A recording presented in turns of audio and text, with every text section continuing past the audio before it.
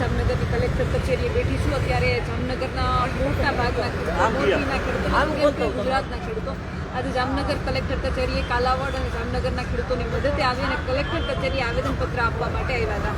ત્યારે વધુ એક ખેડૂત મારી સાથે છે, આપણે એમની સાથે સીધી વાતચીત કરીએ. હવે લાંબુ કાંઈ નહીં, મારે તમને કાંઈ એટલું જ પૂછ્યું, ખેડૂતોને કરવાનું શું? થાકી ગયા છે, રોજ લડત, રોજ આંદોલનો છે, આપણે આજ કરવાનું. એક તો આ મોરબીના ખેડૂતોનો ખૂબ ખૂબ આભાર કે એ અહીંથી જામનગરના જે આંદોલનકારીઓ હતા એ ઘરે નીકળી ગયા, પણ આ મોરબીવાળા હજી સુધી અહીં બેઠા. એટલા માટે એનો ખૂબ ખૂબ આભાર. અને કાજલબેન, તમારો ખૂબ આભાર કે તમે આ ખેડૂતોનો અવાજ મીડિયા સમક્ષ મીડિયાના દ્વારા તમે જે ઉઠાવી રહ્યા છો, તો તમારો ખૂબ આભાર. હવે છે ને બેન, આપણો દેશ છે ને ખેતી પ્રધાન દેશ છે. આપણા દેશની છબી શું છે કે ભારત એટલે ખેતી પ્રધાન છે. જે દેશ ખેતી પ્રધાન હોય અને એનો ખેડૂત જો દુઃખી હોય ને તો એ આ દેશ છે ને ખેતી પ્રધાન કેવો એ મને નથી લાગતું યોગ્ય છે. આપણે જે આ નેતા મોટા મોટા છે એને બેસાડ્યા પણ મોસ્ટ ઓફ ખેડૂતો જ બેસાડ્યા. ટોટલી નેતા તમે લઈ લ્યો. અને અત્યારે એવા લોકો એમાં બેસી ગયા છે કે ખેતીના ઘરની ખબર ન હોય અને ખેડૂતના આગેવાન થઈ ગયા, કૃષિ મંત્રી થઈ ગયા. જ્યાં પરિપત્ર બહાર પાડ્યો ખુદ કૃષિ મંત્રીને ખબર નથી કે આમ શું છે, એ બીજા પાસે વચવે કે આ તમે વાંચી અને ખેડૂતોને સમજાવો. એટલે હવે એવું લાગે છે કે કાયા પલટ થશે. ખેડૂતોમાં બહુ આક્રોશ છે. ખેડૂતોના કોઈ પ્રશ્ન સાંભળવા તૈયાર નથી. એટલે હવે ખેડૂતની સરકાર બનશે એવું મને લાગે. ખેડૂતોની માનો કે સરકાર બને તો અત્યારે તમને કેટલા ચહેરાઓ એવા છે કે ખેડૂત મુદ્દે લડે છે, એવું તમને સ્પષ્ટ દેખે કે આટલા લોકો છે ને ખરેખર ખેડૂતથી લડે છે. એમાં બધા ધારાસભ્યો આવી જાય, આગેવાનો, નેતાઓ બધા આવી જાય, ખેડૂતો પણ આવી જાય. ના બેન, રાજકીય માણસ એકેય તમે ધારાસભ્ય લઈ લ્યો કે કોઈ સંસદ લઈ લ્યો, કોઈ પણ આમાં ઇન્વોલ્વ નથી. ટૂંકમાં એનું હાલે એમ જ નથી. આ સરકારમાં બે જ વ્યક્તિનો હાલે છે, મોદી અને શાહ. આ બધી એની કઠપુતલીઓ છે, એ જે એટલું એને કરવાનું છે. એટલે કોઈ ખેડૂત માટે લડવા તૈયાર નથી અને આવશે નહીં અને અમે ગરવાઈ નહીં. ગુજરાતને એમ છતાંય કોઈ લાગે છે મોરબીમાં કેટલા બધા ખેડૂતો સાથે લડે હતા, તમને એવા કોઈ ચહેરાઓ લાગે છે કે આ ખરેખર ખેડૂતો માટે લડી શકે? કોઈ રાજકીય નહીં પણ બિનરાજકીય લડત આપે છે અત્યારે, એમાંથી કોઈ એવું લાગે છે ખેડૂતને ભલું કરી શકે? ના, ખેડૂતમાં મોરબીની વાત કરીએ ને, મોરબીમાં અત્યારે જે છાવણી છે ને એના ધન્યવાદ છે કે મોરબીનો એક ખેડૂત લડવા માટે તૈયાર છે. અને મોરબીથી જ આ સરકારનું પતન થશે. મોદી સરકાર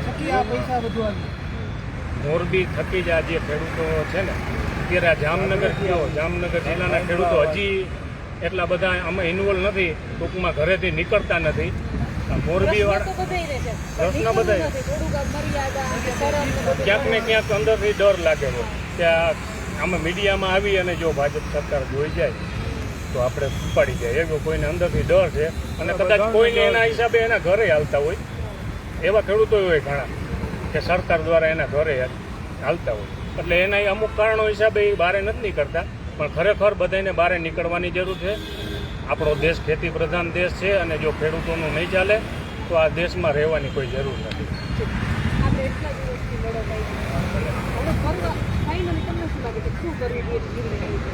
સરકાર બદલાવી છે અને ખેડૂત કરે તો જ કામ આવવાનું. આના વગર કોઈને હાલવાનું નથી. આ રિલાયન્સ અને અદાણી એનું બાપનું ધાર્યું કરે છે. હવે આપણા બાપની જમીન અને હલાવે એ લોકો આ સરકારના બે. આપણે એના રિલાયન્સની અંદર કે અદાણીને કંપનીમાં જવું હોય તો આપણે 10 વખતની 100 વખત પરવાનગી લઈ તો દેતા નથી. અને આપણા બાપની જમીનમાં એ લોકો રાજ કરવા આવે. તો આ લોકોને અત્યારે ફટકો દઈ તો જ આ લોકો સુધરવાના. નકર રોજના માટે આવી અનેક કંપનીઓ વારંવાર આવવાની. તો આને અત્યારથી જે જાગૃતતા લાવશે તો બદલશે, નકર નહીં બદલે. ખેડૂતની સરકાર બને તો ખેડૂતનું મુખ્યમંત્રી બનવો જોઈએ જયેશભાઈ રાદડિયા. જયેશભાઈ જે ખેડૂતના રાદડિયા હતા, વિઠ્ઠલભાઈ જે કામ કર્યું હતું ખેડૂત હિતનું, એવા નેતા હોય તો અત્યારે આ હાલત ન હોત. તો એ જાગૃતતા લઈ અને બધાનો સૌભાગી બને. ગૃહમંત્રી કોણ બનવું? ગૃહમંત્રી આમાં કંઈ ખબર ન પડે. હર્ષભાઈ સંઘવી અત્યારે જે છે એ ગૃહમંત્રી છે, બરાબર? તો એ કોણ બનવું જોઈએ? ખેડૂત જ હોવો જોઈએ.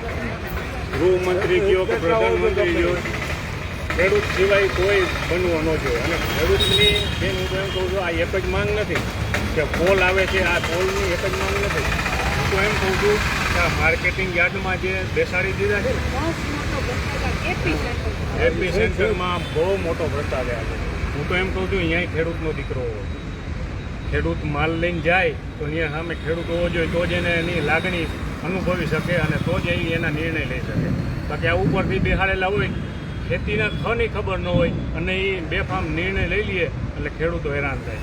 ટોટલી ક્ષેત્રમાં જે ક્ષેત્ર હોય ને એનો જ આગેવાન હોવો જોઈએ. હું તો એવું માનું છું. હવે મને એવું લાગે છે જે રીતે ખેડૂતો વાત કરી રહ્યા છે એ રીતે તમારી ઉંમર તો ખૂબ નાની. કોંગ્રેસની સરકારે જોઈ ભાજપે જોયું, ભાજપને જનસંઘે જોયું, કોંગ્રેસ જોયું, સ્વતંત્ર પક્ષ જોયું, આ ઉદ્ભવી સરકાર એ બધું ખરેખર તો અત્યારે જે લોકશાહી છે ને એનો મતલબ રહ્યો નથી.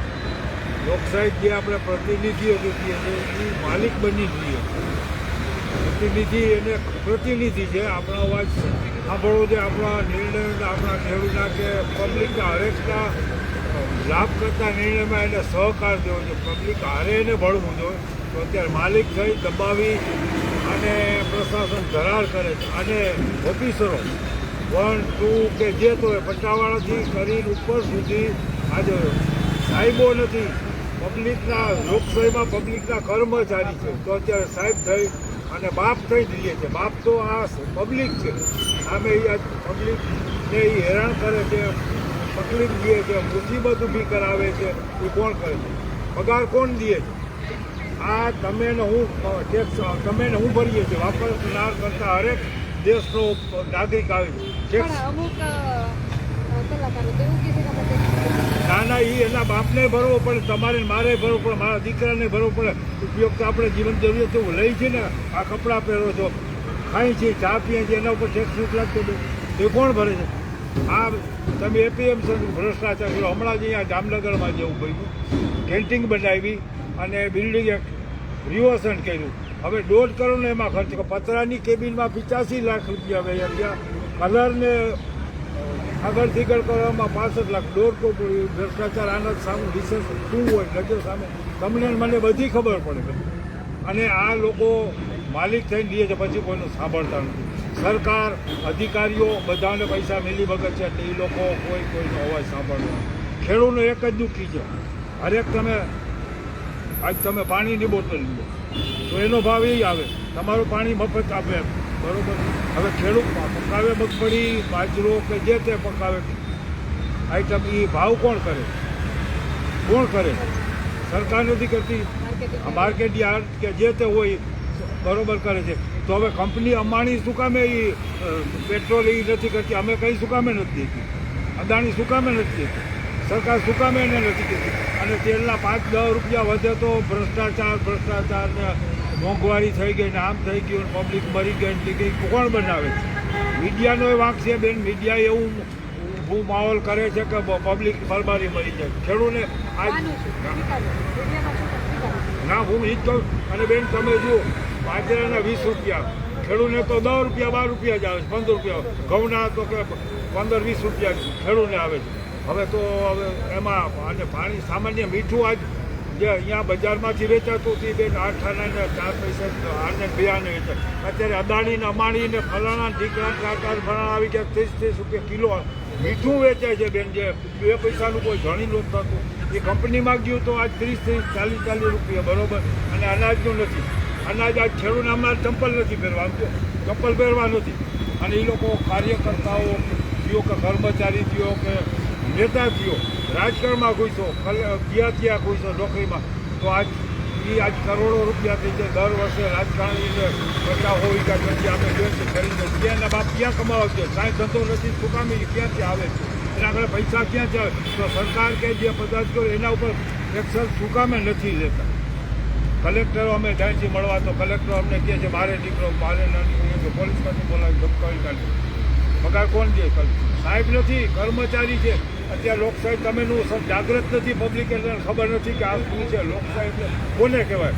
આ તો એક દી પૂરતો તમને અધિકાર દીધો, મત દઈ દીધું એટલે બોલી ગઈ એના બાપનું રાજ થઈ ગયું. એમ સમજે કે નેતાઓ કે પદાધિકારીઓ કે અધિકારીઓ ખરેખર તો આ પબ્લિક છે, આ કહો છે પબ્લિક એને ઉછાળી શકે, પબ્લિક ગુનો કરે, આચરણ કરે, કાયદા વિરુદ્ધ જાય તો એ ગુનેગાર છે. બાકી સામાન્ય માણસ તો હરેક ગુનેગાર. તમારે મારા ખેતરમાં આવે જટી ગયા તો હું ગુનેગાર, મને પકડીને જેલમાં મારા બાપ અહીંયા કલેક્ટરમાં મળવાય નથી જવા, રિલાયન્સમાં જવાય નથી દેતા, બરોબર. તો અહીંયા એને રિલાયન્સમાં કલેક્ટરનું કે રિલાયન્સના બાપનું છે ત્યાં જટી ગયા છે, મારે છે, ઉડી દે છે, ગાળું કાઢે છે, ધમકાવે છે અને કાયમી માટે હેરાનગતિ કરે. કેટલા લોકો જવાબ હવે બેન હું તો 4 થી 5 જણા જવા દઈએ, બધું જવા નથી. શું કામે ખેતરમાં તો દાડા આવે. થોડા એમને પોલીસ કાકું 50 ખેડવું હોય તો 500 રૂપિયા પોલીસને લે, અહીંયા શું કામે આવે? તો અહીંયા ક્યાં ખાઈ જવાના, મારી નાખવાના કલેક્ટરને, આ ખેડૂતને મારવા? કોણ મારી નાખે? કર્મચારીનું એટલું રક્ષણ તો ખેડૂતનું શું કામે રક્ષણ નથી કરવું? અમે રક્ષણ તો અમારું કરવું જોઈએ ને. ગુનો કોણ કરે છે? અમારી ખેતીમાં એ ઘૂસે છે, દાદાગીરી એ કરે છે. તો પોલીસ ખાતાને સરકારે કોનું રક્ષણ કર્યું? કાયદાનો ભંગ કોણ કરે છે?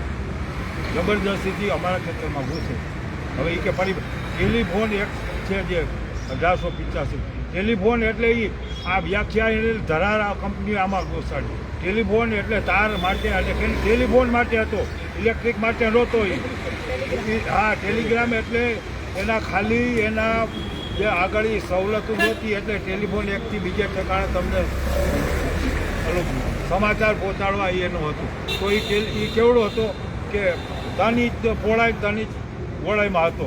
તો આ તો બેન હજારો મીટરમાં અને હજારો મીટરમાં બરબાદ કરી નાખે. તો એમાં એને પૂરી વળતર આપવાની જોગવાઈ હતી, સરકારને જોગવાઈ હતી, સરકાર કહી શકે.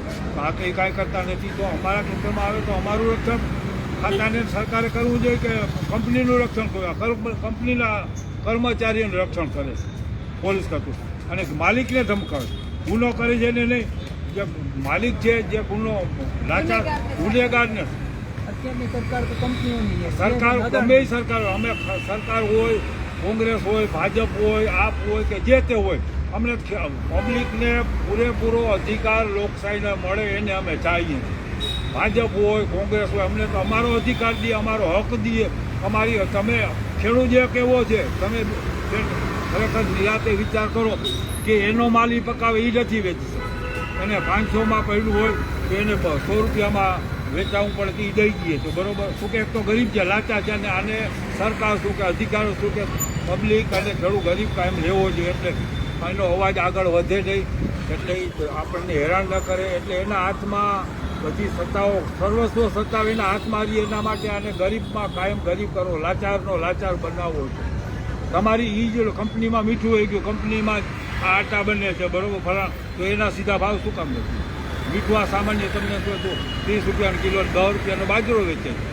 ખેડૂતને આ છે જો આ ચંપલ બધા છે, કોઈને આમાં છે, આમાં કપડાં હારા અને સૂટ બૂટમાં સ્ટાઈલને કરોડની ગાડીઓ ના ફરે છે. તો એના બાપનો પૈસો વાપરે છે.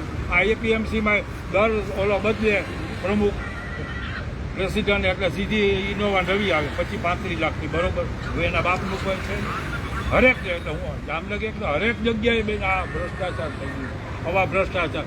એટલા તમે જુઓ છો આજે અમે રાજાશાહીના પુલ હતા, 200 વર્ષના જે બેન પુલ છે હજી એમને અડીખમ ઉભા છે. અને આ હમણાં જ પેપરમાં મેં વાંચ્યું કે ઉદઘાટન કર્યું ત્રીજેથી પડી ગયું. એવામાં આજ 25-50 12 મહિના 2-5 પુલ આવા કરોડો રૂપિયાના 200-500 કરોડના. હવે પૈસા કોના છે? હમણાં જે એપીએમસી ડિસ્ટ્રિક્ટ કોઓપરેટિવ બેંકનું એ લોકો ઓપનિંગ કર્યું, હવે પૈસા કોના બેન ખર્ચ કર્યો ને 27 કરોડનું એ બિલ્ડિંગ બનાવ્યું. હવે એ 27 કરોડ રૂપિયા આખી સોસાયટી બની જાય 27 કરોડમાં બરોબર. પછી ફંક્શન બનાવ્યું, એવડા ડોમ ઊભા કરે, એવડા ખર્ચા કરે, એવડા જમણવાર કરે, એવા એ લોકોએ વાથી બોલાવ્યા, બધાના ખર્ચા વધારે. તો ખેડૂત લોન ઉપાડી અને વ્યાજ ભરે છે, પૈસા તો એના તો વાપરે છે. ખેડૂતનો અધિકાર, પૈસા જે કમાવી દેતો એનો અધિકાર હોય કે જેને ચૂંટીને પ્રતિનિધિને અધિકાર અત્યારે ઊંધું હાલે, પ્રતિનિધિને અધિકાર લઈ લીધા છે, જીતા નથી પણ લઈ લીધા છે. અને અભણ છે, જાણતો નથી. સામાન્ય માણસ, સામાન્ય ખેડૂત ગામડામાં વસે છે ને પૂરેપૂરો મીડિયાનો કંઈ ખબર નહીં હોતું, અજ્ઞાન છે. એક લોકશાહીનો શું મૂળ હતું? એક તો એને લોકશાહીમાં મૂળ હેતુ દીધો છે કે તમારી આજીવિકા છે, તો અમારી આજીવિકા ખેડૂત જૂઠ જતી લે છે. અમારી આજીવિકા અને ગામડાને બધી રીતે કોઈ જાતની સવલત નહીં. ગામડું લાગશે નહીં, સમૃદ્ધ નહીં થશે. દેશ સમૃદ્ધ કઈ રીતે થશે? આ સરકાર કહે છે, ઓલું કહે છે, શું કામે સરકાર કઈ રીતે થઈ શકે? ભૂખે મરતો થશે. અને હજી હજારો લાઈન આવવાની છે. ગેસની પાઇપો છે, ઇલેક્ટ્રિકની પાઇપો, મોટા મોટા સબસ્ટેશન.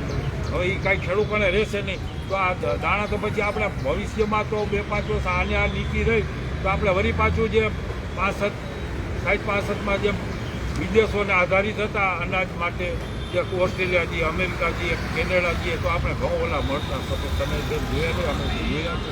અને લાચારીએ પગે લાગી રાશનમાં સરકાર દે મળવું પડે, એ અશક્ય હતું અમારા છોકરાને મળતું.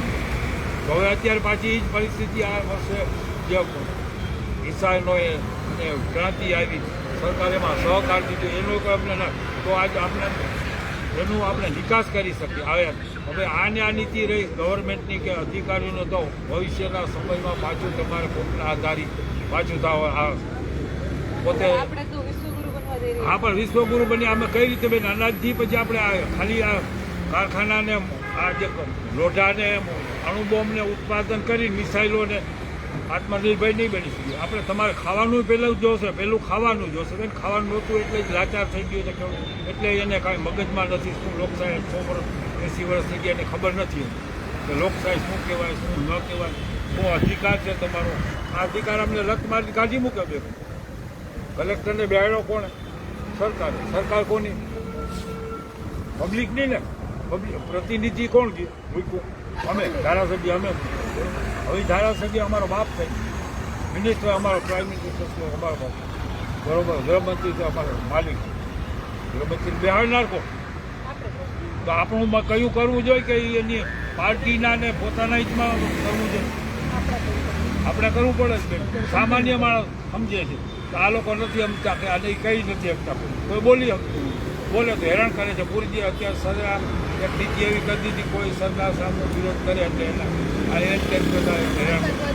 આ આતંકવાદ અહીંયા જો આ ઓલા હારુભાઈ જે શાંતિ આપણે ભાઈજી જાહેર નિવેદન વાંચીએ સાંભળીએ મીડિયામાં તમારા બેન કાજલબેનના માધ્યમથી એને બિચારાને વિરોધ કર્યો કે એના જે તે ધંધા ઉપર એને રેડ ઉપાડીને આ કર્યું અને કહ્યું હવે એ સામાન્ય માણસ જે વિરોધ કરે એટલે એનામાં શું એને કાંઈ મળ્યું?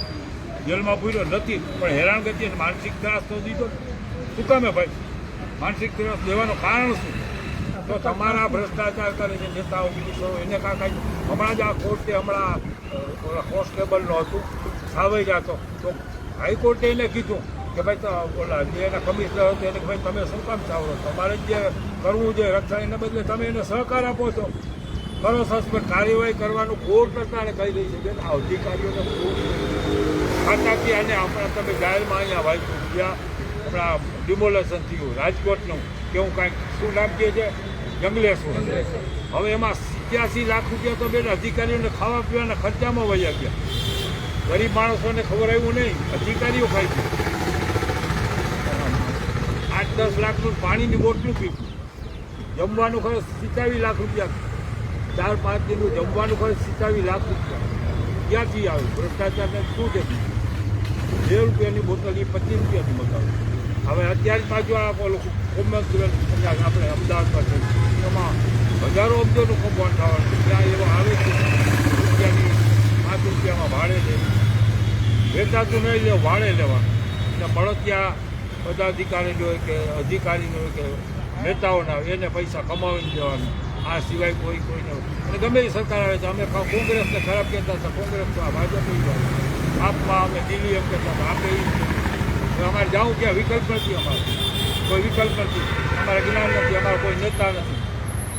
અમે ઓલા માણસ છે ને ઢેઢિયા ઢોરની ઘણા ફરીએ એટલે કોઈ ભેગું કરીને કોઈ હાલવાળો નથી. શું કે અમારામાં અજ્ઞાન, અમે જાણતા નથી. અધિકાર અમારો અમને ખબર નથી. અમારો અધિકાર શું છે એ ખબર નથી.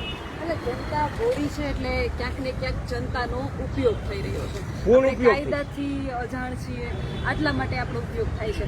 આના વિશે તમારું શું કહેવું છે? તમારા મંતવ્યો કમેન્ટ કરીને જરૂરથી જણાવજો. કેમેરામેન રાજકર્મા સાથે હું પત્રકાર કાજલ છું. આપ જોઈ રહ્યા હતા ગુજરાતનો અવાજ જામનગર.